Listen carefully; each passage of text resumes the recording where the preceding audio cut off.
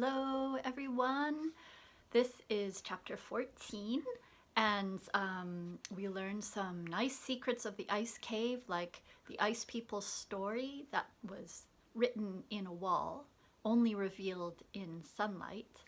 But lovely as the cave is and special as it is, Elika is freezing and needs to get out. So let's see, does she escape in chapter 14? It was after 11 p.m. when the sun finally set. The sky turned pink and orange and threw rainbow colors over the walls of the ice cave. Elika alternated jumping jacks to keep warm with sleeping curled up in the leaf garment. Though she was tired, she couldn't sleep deeply. She was too cold and felt on edge. Aunt Caroline had been officially gone for over 12 hours, and Elika's phone battery was almost dead. Elika's eyes adjusted to the dim light in the cave. Without the sun, she could only see in black and white. The giant was a big, shadowy shape sitting in the corner of the cave. The giant didn't need sleep. She only meditated for rest. Whenever Elika tried to slip by her, she came out of meditation and talked with Elika. Escape wasn't looking likely. Besides being cold and the prisoner of the ice giant, Elika had another problem. She was hungry, starving. The only thing she had eaten all day was the half chocolate bar she found in her jacket pocket, and that was long ago. Elika couldn't share food with the giant. The giant ate ice. She took huge chunks out of the wall and crunched them. The giant offered to catch Elika a rabbit or fox, but Elika couldn't imagine trying to eat one of those poor creatures raw. Besides, she had always been vegetarian. Even a cooked furry creature would be hard to eat. Her stomach cramped with hunger as she thought of the hot bowl of pasta at the hotel. She would give anything to be in that hotel right now, eating dinner. A pang of loneliness made her eyes tear as she remembered eating dinner with Aunt Caroline. She couldn't believe it. She actually missed her weird aunt. Elika rubbed the tears away. It wasn't time for feeling sad. It was time for action. She wasn't going to get any closer to that nice bowl of pasta by waiting here. As she lay in the leaf garment waiting for sunrise, she thought of a plan. It wasn't a plan exactly, it was more of a way to convince the giant to let her go. Elika had no idea where she was. If she could escape, she would be lost on the glacier. Still, it was better than staying in the ice cave. Once sunrise came, coloring the cave with pink and orange light, Elika stood up from the leaf garment and stretched. The giant came out of her cross-legged position to talk to her, and Elika tried her plan. "So when you assumed I wasn't engaged or betrothed, I think you said," Elika said, "I didn't want Aunt Caroline to know, so I didn't say anything.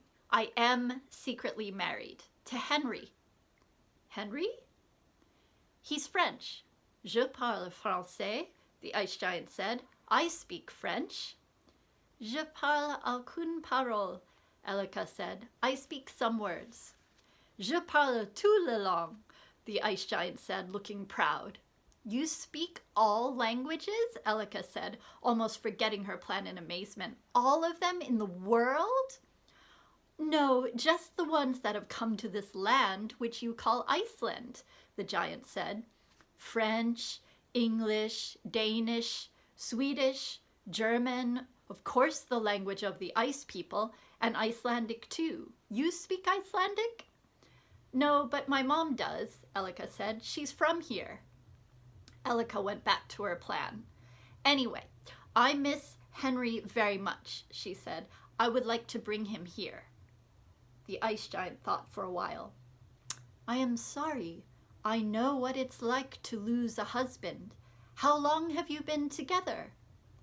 3 years, Elika said. It would mean they got married at 10 years old, but she hoped the giant wouldn't know how weird that was. "That is not so long," the giant said. "I think you will be okay without him, and I've been thinking." "Thinking?" Elika said, disappointed that her plan wasn't working. "There is another ice cave near a geyser, so you will be warm.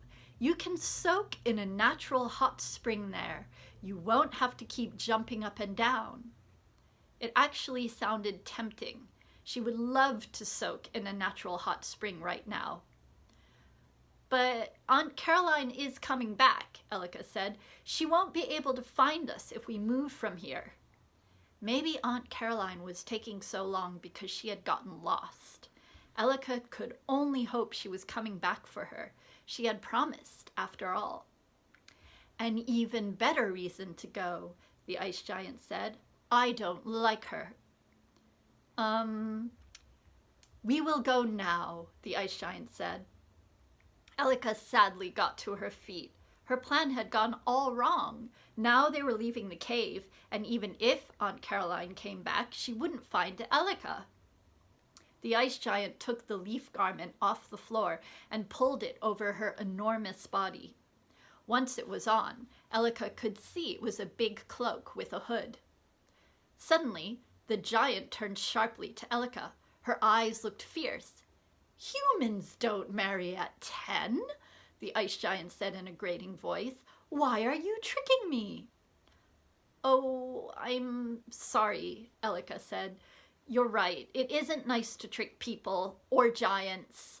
It's just that I'm hungry and cold. I want to go home, and I do like Henry."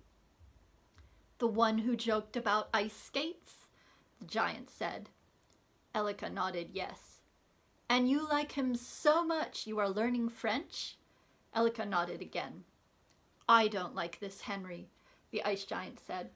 "He jokes about your ancestors' beautiful land, which is not all ice. He takes you away from learning your people's language." Elika was struck dumb.